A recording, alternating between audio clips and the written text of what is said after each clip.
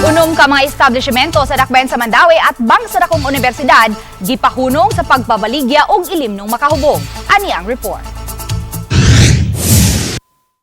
Biyernes sa gabi nag-joint inspection ng mga otoridad ng mga establishmento sa Larrazabal Avenue, Mandawi City. Kinihuman makadawat og report sa mga menor de edad nga gingong nag-inom sa dapit. Human sa sunod-sunod nga gabi nga monitoring na kumpirmar nila kini. Ang among nakita unfortunately kay na in-school uniform na nakasuot pag IDs and ang uban kay obviously diligent sila of legal age. Gimando sa syudad ang pagpahunong sa pagpamaligya ug pag-serve sa liquor ug alcoholic beverages. Gipangplastada na ang mga dagkong tarpaulins sa maong mga establishmento.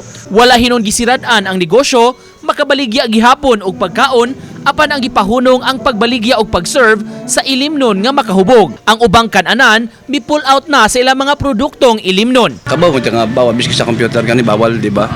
Mo nang di gyud mag-serve sa mga minors diri nga mo gyud nga no. Ang main gid ng mga business food.